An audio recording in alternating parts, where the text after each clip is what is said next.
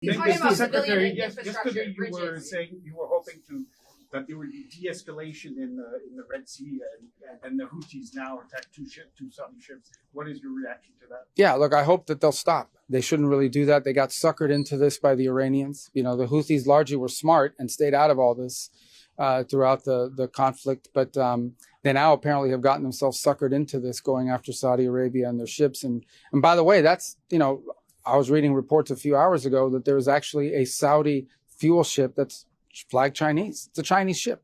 Are they going to blow up the Chinese ship? And this becomes a problem for China. This will become a problem for the whole world. But I hope that will de-escalate, because I think the Houthis, frankly, got snookered into this thing by the Iranians, and they were smart to stay out of it, and they should stay out of it, and they should stop. We'll see what happens there. Obviously, it's not a positive development.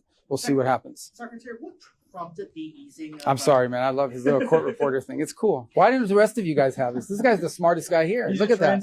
I know he is. Better catch up. All right, go ahead. I'm sorry. Yes, but what prompted the easing of sanctions on Hong Kong last week? In terms of letting the executive order expire? Yeah, no, it wasn't easing of sanctions. The executive order expired. The conditions underlying some of those elements no longer existed. There remain other individuals that remain sanctioned nonetheless, despite the executive order is a partial expiration on certain individuals, but not on others. It just depends on the light of it. And, you know, the justification and rationale behind that original executive order had sort of, the circumstances had changed in the president's judgment. But there are individuals, there's still a significant number of individuals in Hong Kong that remain sanctioned, that were not covered by the executive order. And that remains in place. And obviously that was raised with us yesterday, but we don't see a change anytime in the near future on that. The Secretary, the Russian readout of your meeting also once again mentions Anchorage proposals. Can you please clarify what those proposals are and how relevant are they today? Yeah, I mean, there was no, proposals, we know they've been reported about, they call it 3+2, the trading of terror, but those failed. You can't have a peace deal unless both sides agree to it, and the Ukrainians would not agree to it. And so that's why that effort didn't work. So we'll have to find new suggestions and new ideas, because certainly that one, it was not acceptable to Ukraine at the time, and I don't think it's acceptable to them now either. In fact, it's probably less acceptable to them. So, you know, when peace comes, it'll be because of some new idea and some new concepts. And we're prepared to offer some of those in the right setting and form if the opportunity presents itself and the conditions are right. We're prepared to play that role in a positive way. So will the president meet with strategy in assisting Manila in terms of putting more strategy in terms of the EDCA sites, in terms of freedom of navigation operations? Will you be conducting more of that soon? Yeah, I mean, look, we're a treaty ally. I mean, the United States and the Philippines have a treaty, and so we'll live by that treaty. We're committed to supporting our treaty partners, and you know, obviously, we've already done quite a bit. In fact, there was a U.S. Coast Guard vessel in the region at the time that this happened, and actually helped stand between the two sides and allowed the individual who was injured to be rescued and brought back for medical treatment. So we're already here. We're already present. We have a role, and we're not going to abandon our allies. We've made that abundantly clear. We're going to have a good relationship with China. Okay, these are the two most powerful economies in the world, two large militaries, two nuclear powers. We have to have a relationship with China. We want it to be as positive as it possibly can be. But that won't come at the expense of our allies and our partners in the region or our presence here either. Sir, it's been a day since we asked you about the Saudi nuclear Yeah. agreement. Have you had it? Well, let me refer you. I know that was in the press the last few days, but let me refer you back. I think it was in November of last year when the Energy Department entered into this agreement. So the details are there. Obviously, even when the official announcement is made, it will have to go through a congressional notification process, and then we can talk more in depth about it. But suffice it to say that the U.S. is always looking for cooperation agreements with allies. I mean, Saudi Arabia is a strategic partner of the United States.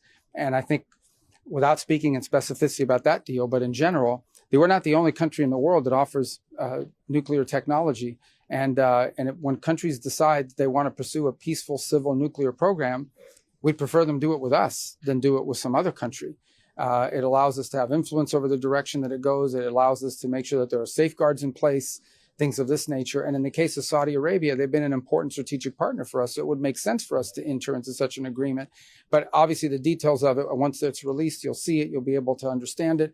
And more importantly, it'll go through its congressional review process, which is a key part of this, you know, and so there'll be a lot more questions answered at that time. Would you be comfortable with Saudi Arabia enriching and reprocessing uranium? I'll let the agreement speak for itself. Suffice it to say that any agreement that we're going to make with any country in the world on civil nuclear energy is going to be one that will have safeguards in place to ensure that it can't be turned into a weapons program. And one of the best safeguards is to make sure that American technology and American companies are the ones that are involved in doing it.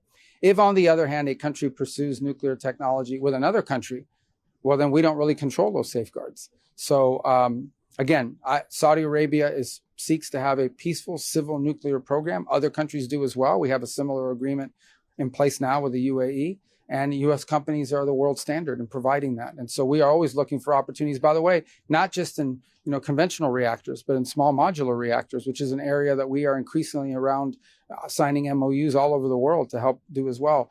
To countries that are exploring civil, peaceful nuclear energy, the United States wants to be their partner of choice, and we're always looking for opportunities to be able to make sure that our technology and our companies are the ones that are providing that.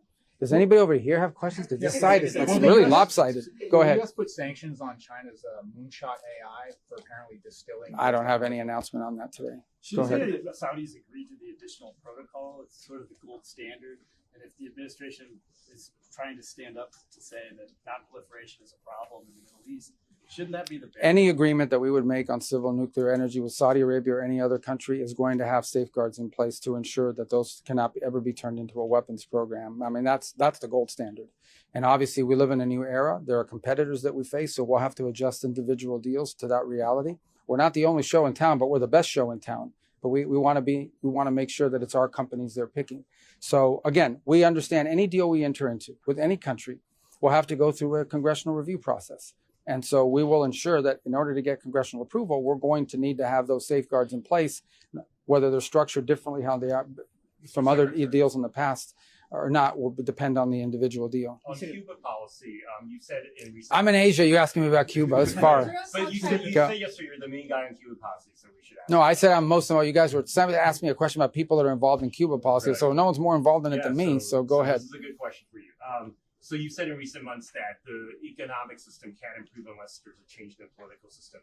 But you've been very vague about what that change in the political system would entail. Can you give us some more details with the Communist Party staying in power, but a different leadership, with the Castros still be in power?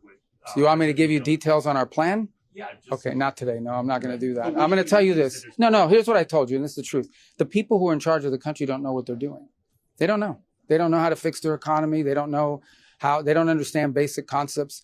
And I think the challenge that Cuba has faced for the last 15 years is they want to somewhat improve their economy, but they're afraid that if they improve it too much, they'll lose political control over people. That's the challenge that they face. So I think for us, we are looking for an opportunity to influence the direction that goes, because it's 90 miles from our shores, and we want Cuba to be prosperous. We want Cuba to be free. But in that sense, on the level of detail you're asking me, suffice it to say that as long as the people that are in charge think the way these people think and act the way these people act, it's going to be difficult for them to make the changes that need to be made in order for Cuba to have a better future. Because they just really, they don't understand it. Some of them are incompetent, and some of them just basically don't understand. And others are just so recalcitrant that they'd rather, destroy the country than ever walk away from a failed ideology. Although I think the number of people in that category is less than it's ever been. But for the most part, it's just people that don't know what an economy is supposed to look like. They really don't. And because they've always relied on foreign sponsors. That regime has survived on subsidies from the Soviet Union and then from Chavez. This is the first time they don't have a sponsor that's giving them subsidies for free. And they don't know what to do with themselves because all they've done is freeload off these countries for all these years. The people of Cuba deserve better than that. Did you have a question? Yeah. What are your thoughts on the appropriate defense spending for allies like Japan and the Philippines? What is my opinion on defense spending? Appropriate defense spending. Well, we've communicated that to them. But look, at the end of the day, I still think that these are partners and allies, but we want countries to assume more responsibility for their own security. And for the most part, I think the countries in this region agree. And so the U.S. will continue to do its part. But by the same token, we're now, in many cases, dealing with advanced and wealthy economies who have the ability to spend more on their own defense. And they should. I think the primary responsibility of any government is the national security of their country. So, but I don't think it's a point of conflict between us and the region. Yes. Chinese, are you looking to at least step up this support that you've mentioned, especially near the Ayungin Shoal where U.S. Commission DRT Sharamata is stationed? Yeah, look, again, we have a treaty agreement with the Philippines that we intend to keep. We have a treaty agreement with that we intend to live by. And we have had a long-standing defense partnership. We don't view that as a hostile act towards anybody. We view it as keeping our commitments to long-term allies with whom we have many shared values, shared history, and we hope shared future. Venezuela, you said that next month, I think they're going to start this transition. First week of talks, August, yeah. Yeah, between the interim government and The 2015 Assembly. The 2015 Assembly. Is there going to be a direct role for Maria Corina Machado and her opposition movement that want? Well, that's up to the Venezuelans to decide. I'm sure she can play a role if they allow, if they want her to. The 2015 National Assembly is the government that we recognized up. That's the government we had recognized up until these changes when we have these interim authorities. But we think it's a really good development. In the end, I would say that in order for Venezuela to have the reconciliation that that country requires to move forward on all these other projects, every element of Venezuelan society needs to be represented.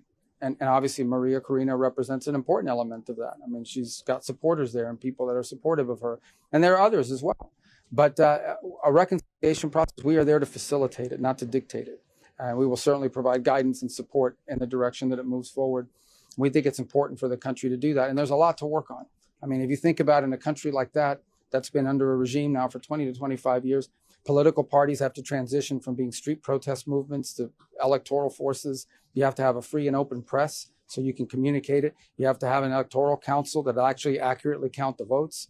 You have to have enough security in the streets to ensure that the ballot box is safe and people aren't being intimidated. There's a lot that goes into election. Then creating the infrastructure for an election that really was not invested in for a very long time. And in some cases, they were hostile towards. So there's a lot of change to happen.